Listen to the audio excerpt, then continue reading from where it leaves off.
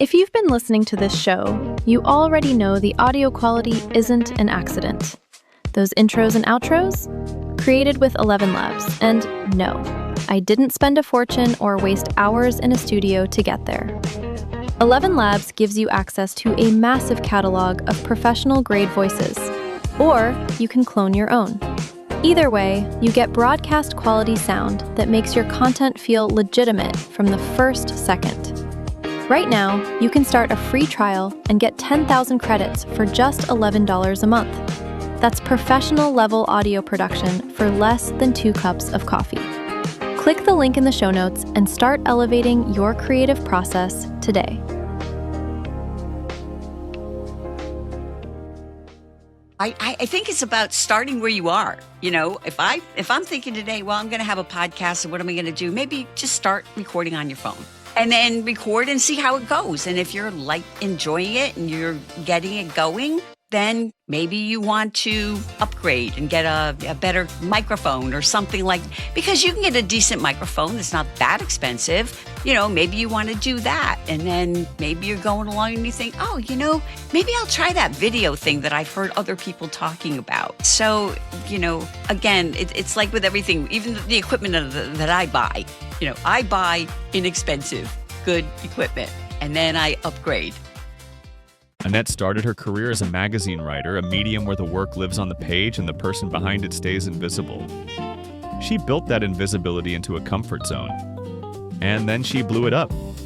Today, she coaches professionals, entrepreneurs, and communications teams through the specific fears that keep talented people off camera. The awkwardness, the self-consciousness, the paralysis of figuring out what to say. Her approach to video confidence is not intuitive. It is structured, it is repeatable, and it was built by someone who once was exactly where her clients are. Host of the Content Marketing School podcast with over 100 episodes, she brings a skill set that merges business professionalism with continuity to make a podcast last. She now operates under the Black Dog Marketing Strategies brand, helping entrepreneurs and business owners build visibility and grow their businesses through content, including LinkedIn, live shows, and yes, podcasting. What makes Annette relevant to this conversation is not her credentials. It is the fact that she started podcasting from inside a full professional life, figured out what it could actually do for her work, and kept building. She knows the business case. She has lived it. Let's dive deeper into the why of starting a podcast. Annette, first of all, thank you for joining me. I do appreciate taking the time to have this conversation with me. I want to start out with the anchor question that I asked all of my guests who come on here, who've started the process of doing interviews like this. Mm-hmm. Why should you do a podcast? Oh my gosh, there are so many reasons. So one of the things that I love about it the most is that I get to meet really interesting people. I find people who are interesting, who know things that I would like to, that I think my audience would also benefit from. So I have them come on my podcast and I get to learn from them as well as my audience. So I have to say that that's probably one of my most favorite things. I like that idea, right? That you get to, again, acquire knowledge. Mm-hmm. Technically for free through a conversation. Yes, it is. And I am totally upfront with my guests when I talk to them. And I am so eager to learn from you myself. And it really gives you the opportunity to have those conversations because my style, as I'm sure your style, is very conversational. It's not like, okay, question 1, answer, question 2, answer. It's very much you kind of go where the conversation goes. Yes. And that kind of leads into something that I personally I'm trying to help demystify when it comes to creating podcasts because a lot of creators, and then you put in the work, you do the research, you get everything done. When you got into doing this, you started it as a friend who told you they were doing one and you said, why not? So, I want to sit with you about that because it's the opposite what they tell you in the industry for those who want to get started in creating a podcast. They want you to have this structure. You got to have everything planned out and you got to have a blueprint before you even hit go and hit record. So, I think that's what holds a lot of people back from doing many, many things is they spend so much time getting ready and preparing and make sure that everything's just right and the right equipment. And, the only way to learn is by doing it. That's what I think. And I feel that you find your own style. People that guests on my show find it very relaxed and fun and the time flies by. And, that's what I love about having people on my show when they tell me how much they've enjoyed it and they want to come back. Yes, right. And that goes back to the first few episodes that you did. What did it feel like to produce with no roadmap, no audience? Well, and not having an expectation that was like very weighted when it comes to like having, say, a show that you've already done 100 episodes in? So, it's hard for me to even really remember. I told you I started podcasting back in 2020 during the pandemic. I had no business. I had nothing to do. And I was looking around, and I come from sort of an English media background. I was a magazine writer in a former life, et cetera. And I saw a friend of mine had a podcast, and I'm like, that sounds interesting. How do you do that? And she's like, well, I kind of read from my blog, which I think is so funny. And I thought, well, okay, I could do that. So I really did not have a lot of, expectations going into it, what it was going to be like. It was kind of more like, this sounds like it might be fun, might be interesting, and let me give it a shot. Of course, you can't just read from a blog, but you get the idea. Yeah, right. There's a lot more that actually has to go. Yeah, a little bit. So I would say it's learning from others. I have the podcast I currently have. It's my second podcast. And, obviously I learned from doing over 100 episodes on one podcast. I decided to start one with a different topic shift, I should say. Yes. And I started listening to other podcasts about podcasting. And I learned from them. I learned, a couple of things. The idea that, if you're only the host, then you're not the expert, and that it might, for me, it turned out it was better to have a mix. So my podcast is a mix of solo, me giving advice, and also having, of course, smart guests come, on my show. But I think it's also going to places started, and I think we talked maybe a little bit about this, the idea, is this going to be video? Is it going to be audio? And while I think most people still listen to their podcasts on audio, I mean, I know I do. I listen to most podcasts like in the shower or in my car or while I'm cooking or something. But more and more people are recording on video. So what I shifted a while ago was recording my audio podcasts on video so that I can use the clips, et cetera, et cetera. And that kind of, I think, ties into the idea of process of what you're talking about. Even if you're using the audio only, you create other things, So I hope that answers the question. Yes. Why do a podcast? Why should you sit down and say, I want to create a podcast and put myself out into the world? Well, I think it's probably different for everyone. For me, it's a chance. I like to write, but it's more fun to speak, and it can often be easier to speak. It's kind of like doing video. It's easier to record a quick video than to write a blog post. And, I like the idea of sharing what I know. My podcast is about a topic that I do myself, and I am recording and sharing for me, the former me. They say the year from like me from 2-3 years ago. And so I like sharing. I like helping people. I'm always been kind of a teacher at heart. So that's part of it. And again, it's the meeting other people. And I have to say, while it is work, and we kind of mentioned this, yes, it's a lot of fun too. It can be a lot of fun. You do have to commit to it. You do have to realize that, it is work. It's not just you put your microphone on and you just start talking. You do have to have some kind of an idea of what you're going to be talking about. The new podcasters listening in, how do you build a system that builds accountability and sustainability to create? Because you can go out into the podcasting sphere, you can go type it into Spotify, Apple, and you'll see hundreds of podcasts, and you'll see that they only have 1 or 2 episodes, and that's it. Yeah. So they hit a wall for whatever reason.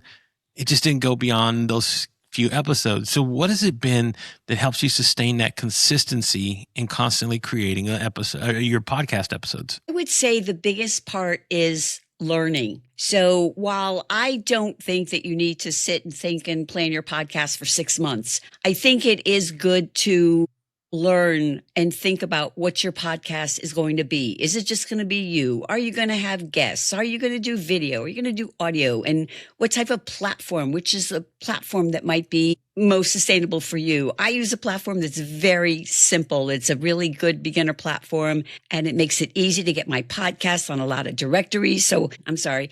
So I think that that's something that's important that maybe people don't think about. If you're only on 2 directories, it's unlikely a lot of people are going to hear you. So you want to be everywhere. So I think that you need to just sort of plot out the basics of sort of maybe the logistics of how is this going to work? What's it going to be about? Where am I going to host it? And that. And then I would say it's just consistently learning from others. I'm excited to be on this podcast. I will be listening to this podcast so that I can learn from others, because I really do believe that's how we all learn. We learn from each other. Yes. And that's what I wanted to tap into, was just the acquired knowledge from other creators, because it's the experience, it's the bumps, the bruises, the mistakes, the triumphs that really help you figure out your path if you want to continue to create a podcast. Mm-hmm. So the next thing I want to go into, and it's something you shared too, you have a non-negotiable for if guests who show up and don't have a sales pitch. So why do you think it's good for beginning podcasters to implement, say, a vetting system if they're going to have a show where they're going to bring on guests? My vetting system was this. I made it pretty simple for me, but this is my standard, was that I needed to have somebody who was consistent. I looked like 50 episodes. 50 episodes speaks to me that you've put in time, work, and consistency in being able to create. That doesn't just happen overnight. Mm-hmm. You just don't produce 50 episodes and I'm done. It's the work. It's the elongated time invested in what you're doing and how you reach out to people. So why is it important for, at least in your opinion, to implement, say, a vetting system if you're going to have guests on to do for your interviews? Well, because you don't want to be surprised. And, one of the things that is very clear to me that I mentioned to my guests, and that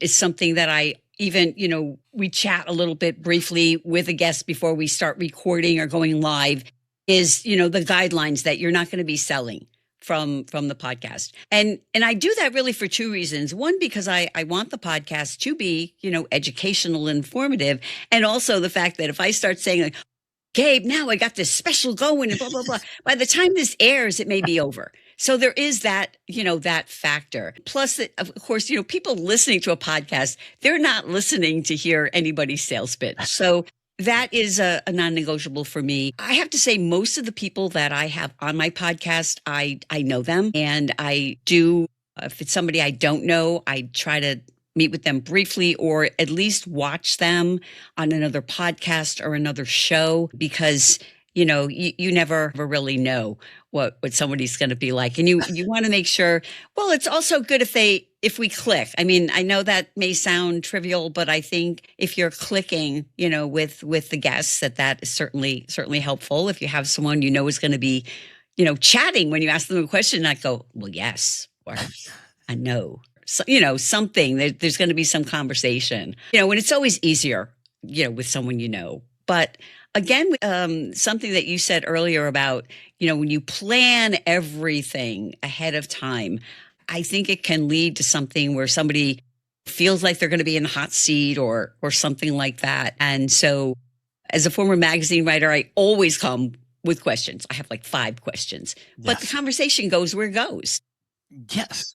And I think that's what listeners appreciate as well. Yeah, and I think it's good to have a foundation for you to rely on, to say, okay, I have something just in case the conversation starts not flowing. All right. Again, this is why I leaned into host, not so much guest, because the host is going to you have a different perspective, because you know what it's like to sit behind the other end and ask the questions and wait and to listen and like sit there and understand that sometimes it's harder as the host than it is the guest because they're just answering the questions and then they're done. Whereas a host, you're not only doing it from the perspective of asking the questions, but then you're also asking it from the perspective of my work build and what I have to Mhm. do and what Mhm. do I really Mhm. want to acquire from this conversation. So actually, I would, like to bring up something with you if I can. The I know. idea of before you have a guest on your show to send them questions or not send them questions, because that has come up, and I've tried it both ways: questions, not questions. And currently, I do not send questions. And so I'm curious about maybe your thoughts about that, or why, or I love that what you.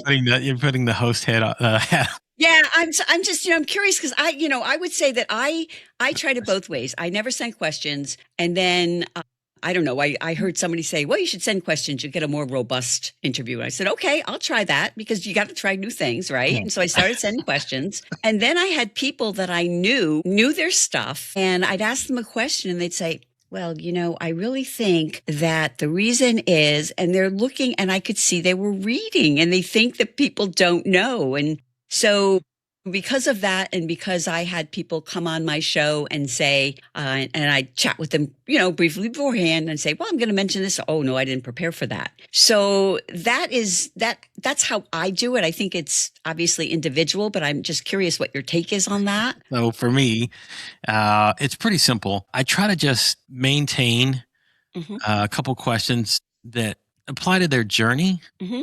because I think I'm somebody who's like, if I have at least an idea of where this topic could go, I can formulate where it is. Like I'm somebody who's, again, it's free flowing when it comes to having conversations. It's okay to have a roadmap. It's Hmm. okay to have, a bit of a It's like, I tell people like this. It's like you setting a destination in your GPS, right? It's going to tell you where to go. But guess what? If you want to stop at Starbucks on the way, you can put it into your roadmap and it'll re-guide you. It'll Hmm. redirect you to where you're going to go.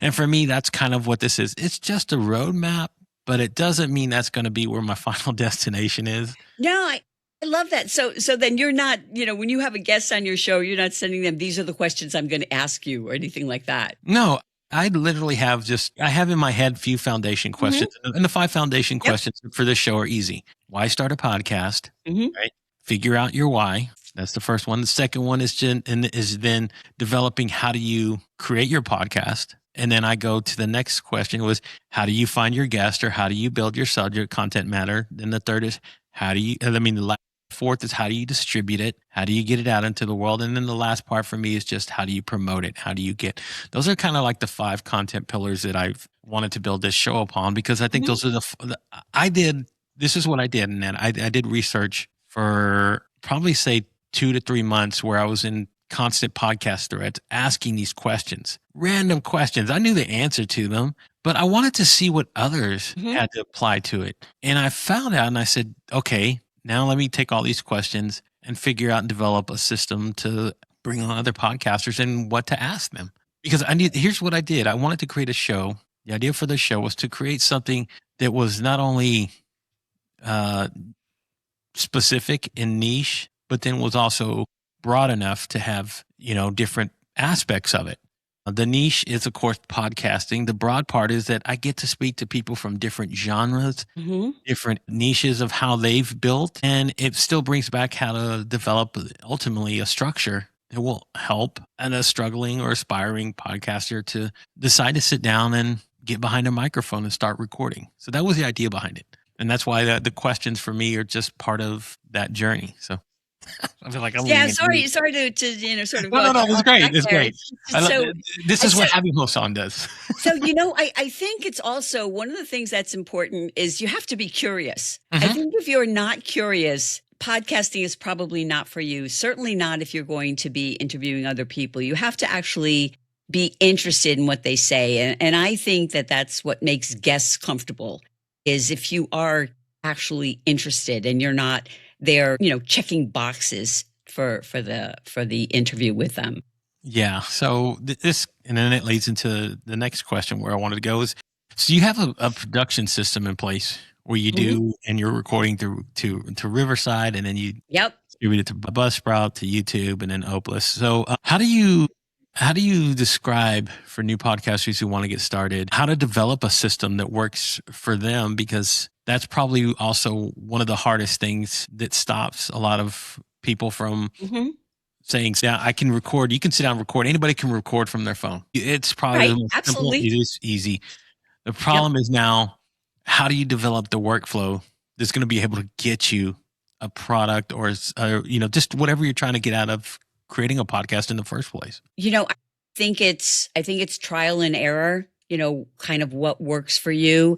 It's funny. I was just talking to someone yesterday and she is planning a podcast. She's going to be starting a podcast.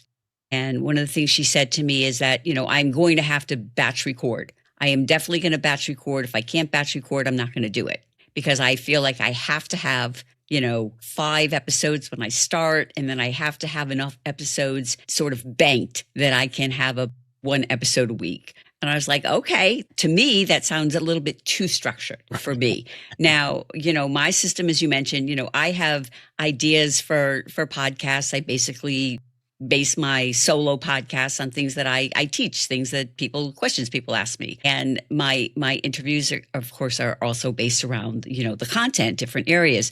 But again, I think you have to just try what works for you. I recorded my podcast on audio for years, just me and my microphone, and that's great. And my podcast is it's hosted on a site at Buzzsprout that is audio only. So that's what it is. But then, as you mentioned, promoting it can be a challenge. So one of the things and then creating content in general is a massive challenge. So then I was actually at Podfest a couple of years ago and I heard somebody talking about doing it on video and then having the clips.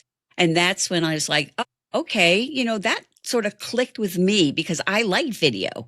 So, if you don't like video, maybe not for you, but so that's when I started recording all of my episodes, even the solo ones, on video, because then I have the clips that I can use. Riverside, the platform is fabulous with the transcripts and it gives you a lot of things you can use. And, so I think it's just trying, you find something that's going to work for you in the beginning. Maybe it is just audio. Maybe it is just picking up your phone and recording audio and then uploading it.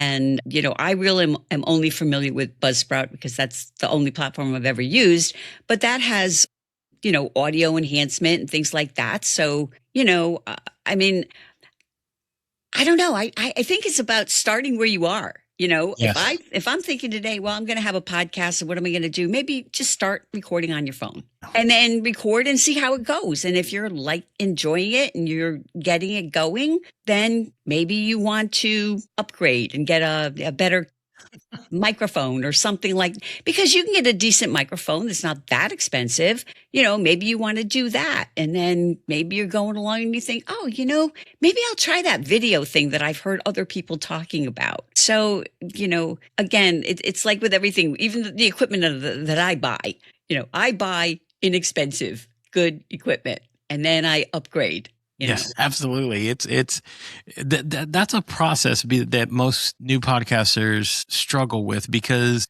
the thing is they see other hosts, they see other shows, and of course there is an intimidation factor when you see somebody and they're like, "Oh, I'm sitting behind and they have 4 Shure SM7Bs and they're all set up on tripods and they're like they have the aesthetic to go along with it." Mm-hmm. And you don't ever see the dirty, messy part where it was just them sitting with a Blue Yeti microphone in a very damp place and it didn't sound the best.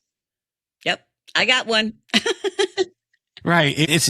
What you're seeing is the well manicured part of a system that was built from the ground up, and it took a while to get there. I like for people to understand that there is a part that you don't get to see from most podcasters, and that's what digging into the early parts of what their journey was like. Because I want people to understand it's okay to be messy. Absolutely. And if you are thinking about podcasting, it's likely that you do have, maybe LinkedIn posts or TikTok videos or, things you've been writing for Substack. So, maybe you start with them. You say, okay, this was pretty well received. It fits my topic. You have your overall topic. And let me start by sort of turning those posts into podcast scripts. And then, make it easy on yourself, right? Don't expect that what you're going to be doing. It's like we're all on our own journey. I look at people and I see somebody talking about, my podcast, 25,000 downloads. And I'm like, okay, well, that's nice. I'm not there yet. I'm doing pretty well, but I'm not there yet. But then also to celebrate, once you have 500 downloads, celebrate that. Because every little thing is a milestone, and you have to, just compare yourself to yourself and not to other people. Right. And that's where, again, the intimidation factor comes in of seeing somebody saying, hey, I've had 50,000 downloads. Awesome. That's great. You didn't see the first. What was it like in the very beginning? That, to me, that's the origin story of most of these podcasts are seeped in messiness and not knowing what I was doing. And again, like you said, the trial and error of figuring it out all, where people want to come in and they want to have they already want the established, polished version that they was hearing or watching. Yeah. And that's hard. So what was that like too for you? Because you said you went to the Podfest and this lit you up a little bit, was transitioning from just doing an audio medium into doing a visual medium now that you were doing both. Did you have to shift maybe your perspective and how you created? Or say for a podcast, you could have been dressed in your pajamas recording and all of a sudden having to get behind camera. I can, even though I'm on video, I could still be in my pajamas and just, put a little makeup on, so it could be that. But again, for me, video is kind of my thing. I love doing video. I've been doing that for a long time and I'm comfortable on camera. And then that's also because I just did it over and over and over again, so for me, going to video was an easy transition because it gave me, I could make video clips and, which gave me additional content that I could use. So it was kind of a no-brainer, but again, even if you're not, I'm sure you can speak to this as well. The more you do anything, the easier it gets. Nobody steps in front of a camera and they're comfortable like that. The first videos I have my old videos suck, when I share them with people, I have the evidence. My early podcasts, you get maybe 10 people download or something. It's like, okay, well, you know what? That's great. And then if you get 25 people download, well, if you had 25 people in a room listening to you, you'd feel pretty good. Yeah. And people think, well, it's got to be like 100 downloads. Well, maybe not. Think of the number of people. If they were in a room and you were talking to them, how would you feel then? And I think that maybe can sort of, bring a little reality or context to it. Right. Because for the amount of time that I've been doing this, both video and audio, that was one of the things that I've truly had to come to understand. It wasn't just about the metrics of who was listening or who was listening and where. It was more about what I was able to create and distribute out into the world. Because I think personally, if you're going to start a podcast, it has to be something that you're truly passionate about. It's something that has to be part of who you are as an individual. You can talk about business. I tell people this all the time. You can talk about business all the time. You can create a podcast about, there'll come a point where you hit a wall and you're going to go, why am I continuing to do this? Like every podcaster's running so far, just about every one of them that I've interviewed that had the long-term sustained success creating, they all come into that question of, man, should I redo this? Should I reframe this? Should I try to go at a different angle? But then they realize eventually, well, it sticks to the why of why I started doing them in the first place. And it carries them through those moments of questioning. Like you've done, again, over 100 episodes with just one podcast and then started, another one, two. Exactly. Then you started another one. What was, again, for you sitting down with it saying, okay, maybe I do need to walk away from this and start something else, or I love so much what I'm doing now. I could continue to do this for another 500 episodes. So I love podcasting. I mentioned to you, I feel like I am a podcaster. I mean, it's just part of who I am. I'm a podcaster. I'm a content creator and podcaster. And my shift is when I first started, it kind of shifted with my business and my interests. So when I first started it, I was working in the career field. And so my first podcast was Smarter Career Moves. And then as I was shifting my business and I was talking about more business things, it became Smarter Business Moves. And so it was easy to kind of shift that, in that direction. And then when I shifted my business completely a couple of years ago,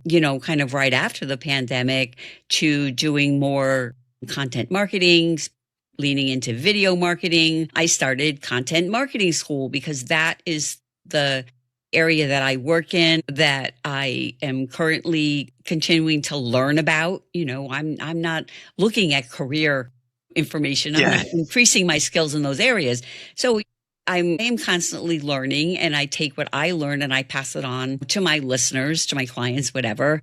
And of course, it's also, there is something to it about, it's nice to be regarded as knowledgeable in a certain area. And so I do think a podcast can give that to you if you are with potential clients. Maybe you're going to speak at a conference or something. And I think that having that can help you, in those areas. And I think also, I know for me, the longer I do it, it builds my confidence. When I have a guest on, I recorded a podcast with someone just the other day, and he's like, oh, I feel so comfortable, and it's been such fun.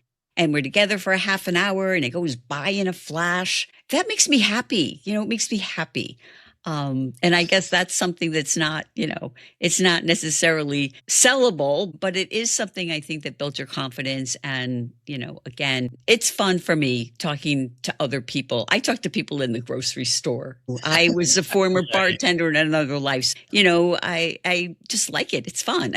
I think that you have to, again, it goes back to that curiosity. I think there has to be something there besides like, well, I'm going to do a podcast and, be an authority on whatever this is. Yeah. So that leads me to another interesting question that these are just takeaways that I've had over these conversations, is that what is the one thing that you realized after you started doing this that was unanticipated? So for me, and you just mentioned it as well, you learn that as a host, you get as much away from these conversations as you do the guest and the subject matter. Mm-hmm.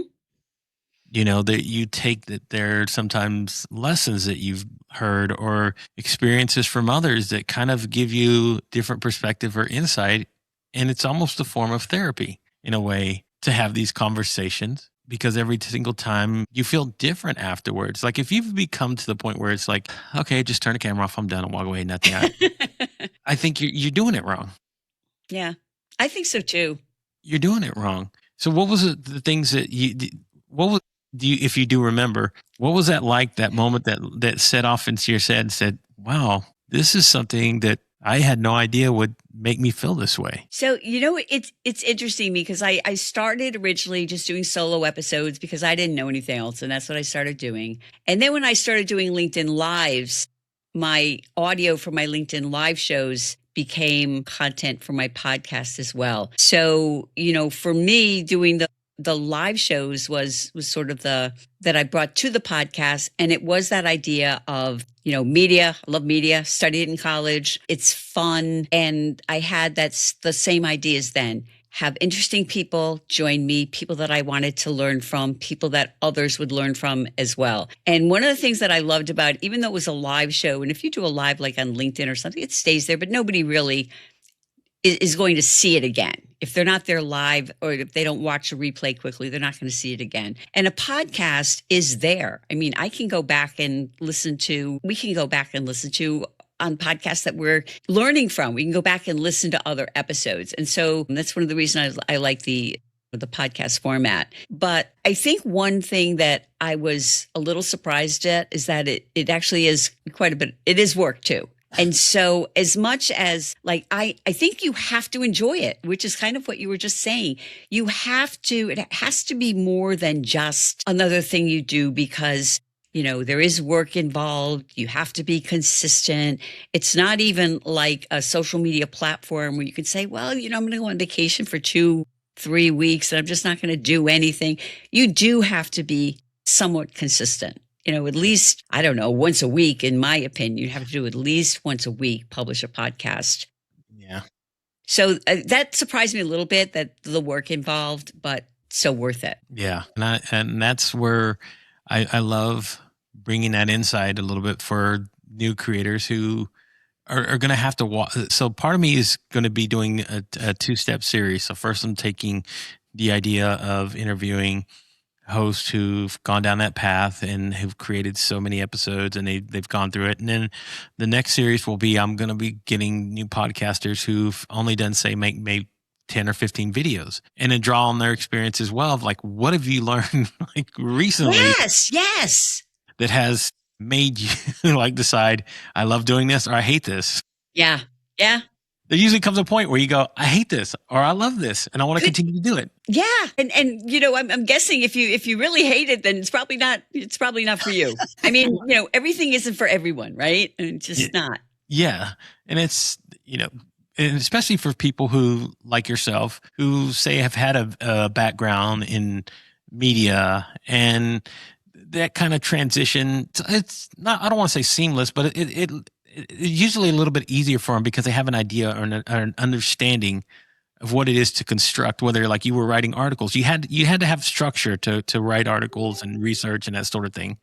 But when people are starting a podcast and they're like, say, I don't know, elevator tech at a building, whatever, and I want to talk about podcast. I want to talk about elevators and how to build them, the structure behind it. And they're not going to have any idea of where to even get started. Well, yes, there is that advantage that, that I did have. And I studied film and video and everything in college too. But it's so much, I think, of having something that you are interested in, as you've said, and something that you are going to want to, I think, be learning about yourself. For example, if I'm going to have someone be a guest on my show, it's something that I know that maybe I'm learning more about. Maybe it is podcasting because I can talk about my experience. Maybe I want to have somebody come in, talk about podcasting or talk about marketing their book or something. And that's something that I know a little bit about because I've done it,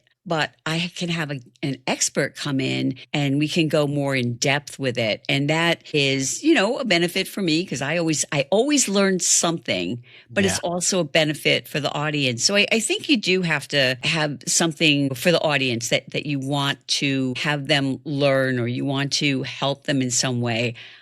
For me, you mentioned, I mentioned media and you mentioned media in the background. For someone who maybe would want to be on TV or be on radio or something, this is kind of a way to experience that in a way, but on a more personal level. Right. And that's where I think a lot of people find the attraction with wanting to start a podcast. It is like my own little soapbox to come on and start talking and sharing and whatever it is that comes to my mind, I can put it out into the world. I wanted to talk about the next part that usually, and you have a background in doing this, you've done this now for a while, but you've sat down, you came up with the idea, you got your why, you've recorded, you figured out how to edit, you've my system. Now, how do you sit there and say, I got a product, now I got to at least find a way to promote it out into the world for people to ultimately discover what I'm doing, if that's, something that most podcasters don't have an idea about. They might know about social media, but they don't know how to promote. And there's a difference. So one thing I think, and this really helped me with my second podcast, is thinking about how you're positioning it. For example, the name of the podcast. I'm a writer at heart. I like to be clever. Clever doesn't work so much for a podcast name. People are looking and they're seeing and they're looking for something that they're looking for something specific. And if I have some vague name about, I don't know, getting your ideas out there or something, I mean, it's not specific. People are going to be looking, and I think that that's important in, the title and subtitle, whatever, of your podcast. I think you need to think about being on directories. My podcast is everywhere. So, I have a better chance of people finding it. I have, created in video. So I have video clips. Before when I was just creating it in audio, I was on Buzzsprout and I could create audio clips. And I know I'm sure there's other podcast platforms that have that. There are other ways people can create audio clips. So I used to do that as well. Like one day a week on LinkedIn, I would put a video clip now, or an audio. It's audio, but it's on a video clip. I don't know how to explain it. Maybe you can define what exactly that is. You can have that and you can share that way and get people to come to your podcast. I share my podcast in my newsletter. I share things like that. So, use my podcast as a transcript to create a post and learn more on my podcast. I mean, there's a lot of things like that, but I think the videos, and, I will note if it's a video, if it's a clip from my podcast, episode number, 128. Right. And that's one thing that I will say and that I started doing is numbering my podcasts, which makes it easier not only to know how many you have, but to refer to them. If I'm talking to you and you're asking me a question, about something, and I say, well, I talk about this, blah, blah, blah. And I talk about this more on episode 98. And that way you can, it's a better way to, I think, promote it. So that's something that I learned from listening to somebody else's podcast on podcasting. Right. Because, and it's like, oh, wow, what a great idea. But it's like a lot of things. It's like, wow, what a great idea. But, you just don't, when somebody else says it, it's like, yeah, of course. Right. It's like, hey, let me number my catalog here. Cause look, if you've been in this game long enough, you start realizing that these episodes and the way that you're creating and what you're doing can add up. Right. And it's just an easy way for you to have a Rolodex system. And I just dated myself, but have a system in place. Oh, I got one on the shelf. To say I can just scroll through and I know what episode it was. Like break down with all mine. I've done over 500, almost 600 videos on my own, and each one of them is numbered and seasoned. Yes, seasoned. Yes. And I learned that from, like you said, from listening to another creator who said, "That's a fabulous idea." Yeah, Let me go back and do this.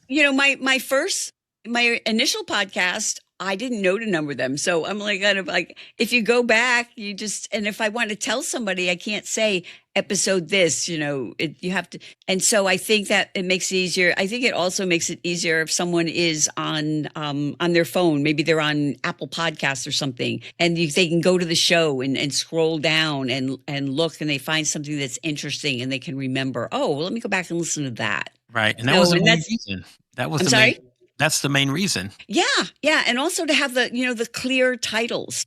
I like clever. I love something that sounds clever and punchy, but you know what? It doesn't help. It doesn't help the listener if you have a clever title, then they don't know it, but they don't know what it is. What does that mean? Right. And for me, it was one of the things of helping with new podcasters figure out discoverability. How do you get found? Like when you go to one of these distribution platforms, like say to Apple Podcast or whatever, if you have them already cataloged and broken down by number and season, you just say season 3, episode 11, they can go there, find it so quickly. Same thing with putting them on YouTube. Yep. You go there and you go, hey, look, I've put them in seasons. I put them in playlist. You can go find them. It's super simple. Like it helps with the process of finding people, be able to go back and discover an episode or guest or subject matter that they want to listen to. It just helps with the whole process of cataloging everything. And this just brings to mind, I learned from another podcaster that listening to his podcast is the idea that even if you're talking on stage and I'm saying, oh, and yeah, blah, blah, blah, but I go into this in more depth on episode number, blah, blah, blah of my podcast, right? I mean, it's just, but the thing is, again, I did my other podcast for, I don't know, 2.5 years, 3 years. I don't remember exactly. And I never thought about it. And then I started listening. And that's why listening to podcasters talk about podcasting like this podcast. Yes. is so helpful. And again, you never stop learning. I still continue to listen, obviously, to other podcasts about podcasting, and I pick up tips. And then just from people at places like Podfest or something where you can learn. Right. And that's why doing these episodes is important, because when people get started in the process, the smart ones take the time to research. So they're going to go do outreach to listen to different podcasts. They're going to go read your different blogs. You're going to read your articles. And they're going to take in as much of that information and formulate how they're going to approach podcasting. And that's what I wanted to make easier for them to say, look, here's an index. What do you want to talk about? Like, I'm going to create one where I'm simply just talking about how to do everything either very inexpensive or free. Like, I can help, because when you get started, that's for a lot of people, it's the idea to sit down first. And then they start realizing as they look into prices of gear and how to do all the other stuff. Exactly. The face you can't see it, folks, if you're listening, but the face you just made is the one that you look at when you go, wow, I had this sticker shock. Yeah. It's crazy. It's funny. My husband does SEO, and he was talking to one of his clients about doing marketing and specifically video marketing. And his client went out and bought, camera and all this stuff, never did one video, and the same thing with a podcast. As you said, you don't have to, you don't have to buy an expensive microphone. Even the one I upgraded recently, and it's still not pricey, but I had I had a blue snowball. That was the first one. That was my first podcast. They don't even make them anymore. It was $50. And that was my first. And I had I was just recording audio. So I had my blue snowball. And then after, a couple of years, I was like, oh, yeah, I'm going to upgrade and get the Blue Yeti. And I had that for a while until I recently just upgraded. I got a Shure, and I've been thinking about that. So that's a little bit more, but you don't have to start out with that. You can start out with things that are inexpensive, as you say, and even you can podcast hosting for free, right? I mean, you can start that way. Yes. So and that's the thing that I tell creators who want to get started into doing this is that don't overwhelm yourself with the idea of how much you're going to have to invest into doing this. Because to me, the biggest investment that you should put into doing any kind of podcast is your time and your energy. Yes. I knew you were going to say that. Okay. Right.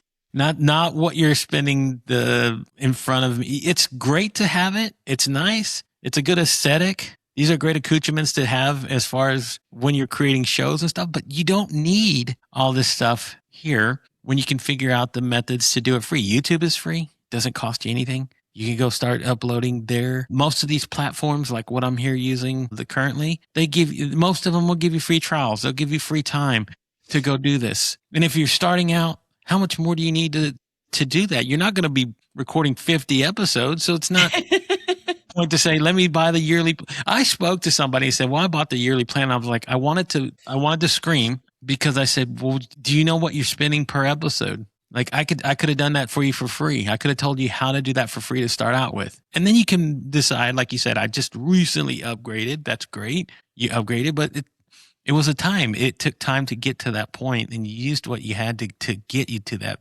idea to say, now it's time to buy maybe a better microphone, a better camera, or more lighting, whatever it is, into moving into that sphere. But it's not what's necessary. Right? It's the idea of having what I want to talk about, my content, my why, and then me sitting down to record. Yep, exactly. And, what you do in video marketing and how you help other people figure how to get started in saying even how to market a video, right? You do approach it from the idea of saying, hey, let's start at the base level. Let's find the most easiest inexpensive way to get started. And if it's worth the investment, let's jump to that level. Absolutely. That what I tell people is start with your phone. Pick up your phone, turn on the camera, and hit record. And if you can, the first thing is to get a wireless lavalier. But you can buy one now. You can buy them today for $20, $30. They're not expensive. And then that's all you need. Then light. Sunlight is the best. Natural light is the best. Right. And maybe, a tripod. I mean, look, I'm sorry, probably close to a dozen different tripods for different things. I have different cameras for different things. I upgraded to a, more pricey wireless lavalier. But, I use my inexpensive stuff for a while. And that's exactly what I teach people about video or podcasting or anything like that. You don't need to go out, invest in a, $300 microphone and, an expensive camera. Even the camera I have now is not expensive. It is the content, but I think it's just, you have to try it, see if you like it. Do you like it? Do you enjoy it? Because again, there is work. There are times, I'm sure, you've had them. You sit down, it's like, okay, I have to record something. I missed last week. I've got to publish something this week. I have those weeks, not a lot of them, but, overall, I think there has to be more than just, I want to do this because I want to be a podcaster and I want to have my podcast on Apple or whatever. I want to be Joe Rogan, and they get this idea. Right. They get this idea that they see the news. Everybody does. They see the headlines. Hey, he signed $55 million and they're like, wow. And then she's talking. I could do that, but yeah, right. I know. It's so funny because I was doing audio events with my friend Jillian we did it for like a year on LinkedIn when they had LinkedIn audio, and I used to use a lot of that audio. I'd put it on my podcast because we'd be talking about something, but then we would have, guests come up from the audience and then it would just be like a general conversation and go off track. So we would have to remove that because unless you're a celebrity, nobody wants to listen to that. No. People come on, they listen to my podcast because they're interested in content marketing. But if I have a guest on and it's a friend of mine and we start talking about, what movies you're liking right now, nobody wants to hear that unless you're, Joe Rogan or somebody like that. They're not interested. And so I think that might be a humbling thing in the sense that, people aren't coming to your podcast so much for you. I think they're coming for the information that they're getting from you, but not because, I'm a fan of hers or his or something. I think. No, I think you're spot on. Unless you're a personality that's already established, like it's usually them starting out with the genre. And even those guys that got started, their genre was comedy. So that's what they leaned into. Mm-hmm. That's what they started with. That's who they talked about. That's who they had on in the very beginning. It was something that aligned with who they were at that point. It wasn't just broad talking about, I don't know. It's not like a news outlet where you talking about a topic of the day. And even those have a shelf life. You can't go back to listen to a podcast from 5 years ago talking about. Yeah, that's true. That's true. How COVID has. That's true. Because I listen to a lot of, news and political podcasts. But the thing is that sometimes even when they come on, when they're published, it's like it's over. Yeah, the cycle's moved. The cycle's moved on, and sometimes they'll say that, well, we're publishing you now, and something else may happen. So, my personal advice is if you're going to be podcasting sort of more or less evergreen content, at least to start, because other than that, I don't know that people are tuning in. Like every time I drop an episode, I don't think people are rushing to listen to it. Yeah. Oh, Annette has another episode. Let me grab it and listen to it right this minute. So here comes. This is the fun part that I get to do with all my guests. Okay. Let's go a little bit more into what you have coming up for yourself. And now that you've done so many episodes of your podcast now, what do you see for it in the future? Do you ever see a point where like, I might be done with this? Or do you say to yourself, I got another 500 episodes in me? Well, I don't know.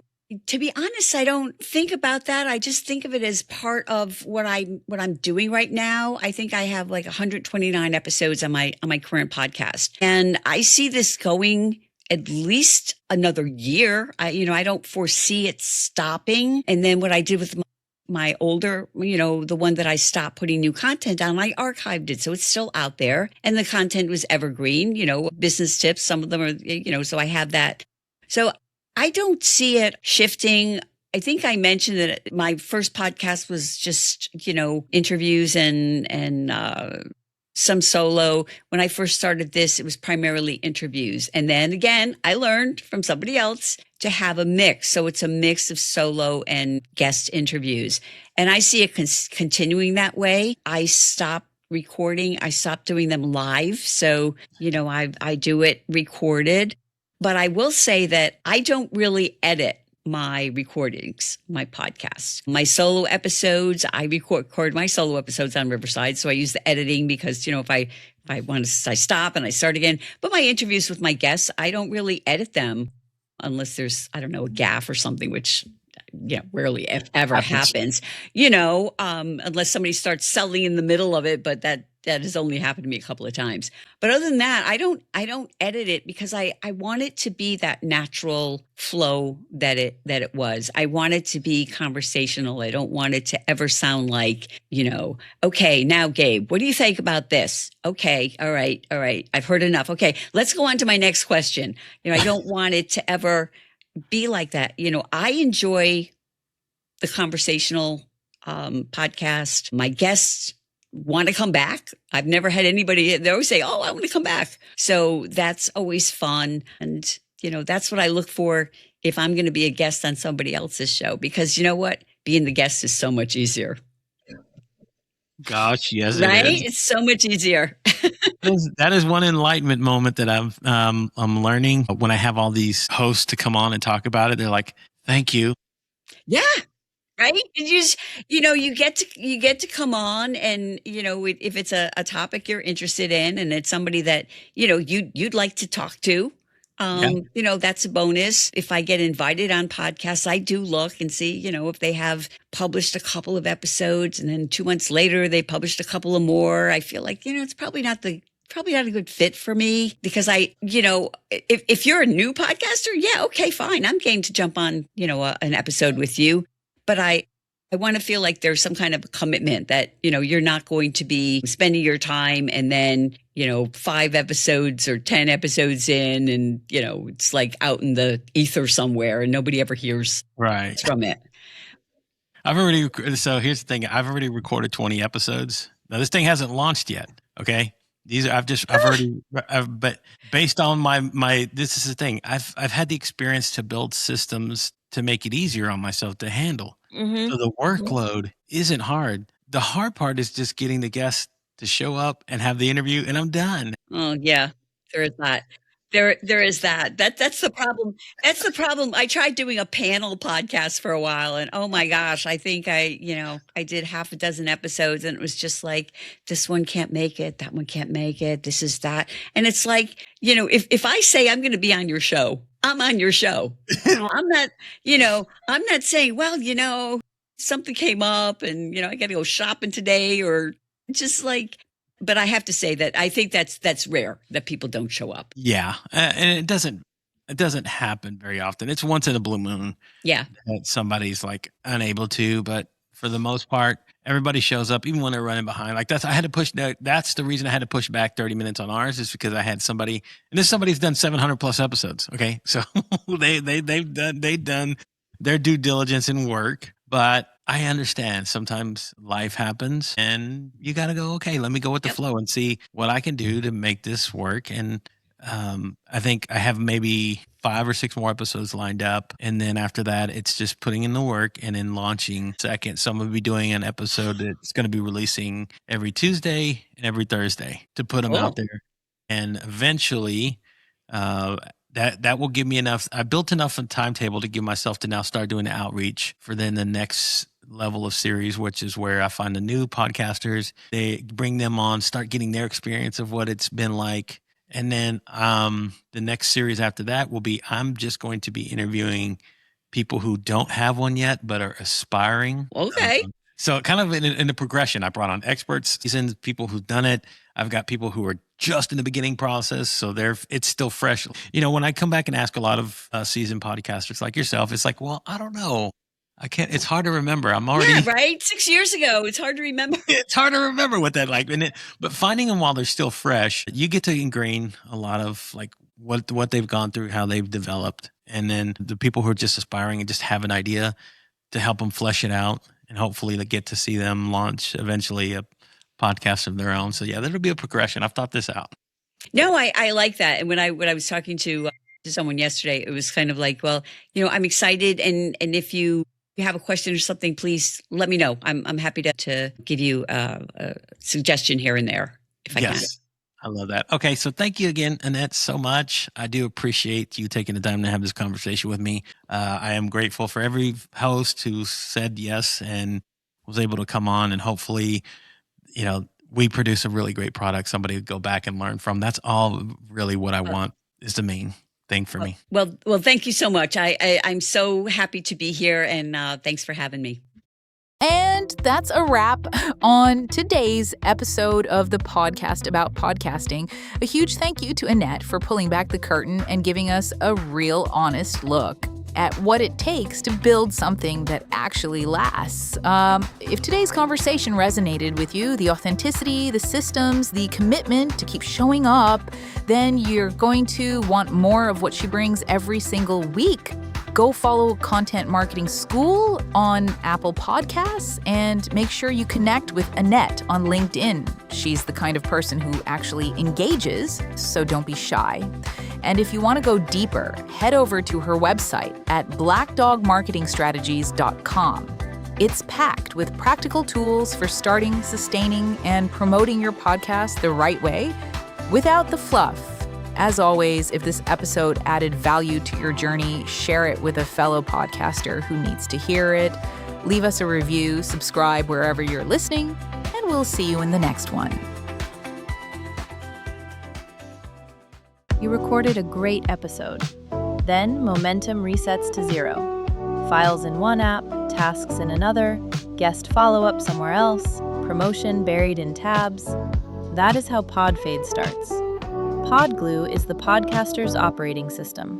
One workspace for creation, planning, growth, and guest relationships. Import your RSS feed, pull in your episodes, and turn each one into a living asset with transcripts, social copy, and launch-ready materials. No more tool sprawl, no more broken handoffs. Podglue is the vehicle. Relationships are the engine. Stop letting disconnected tools kill your momentum. Join the waitlist at podglue.com.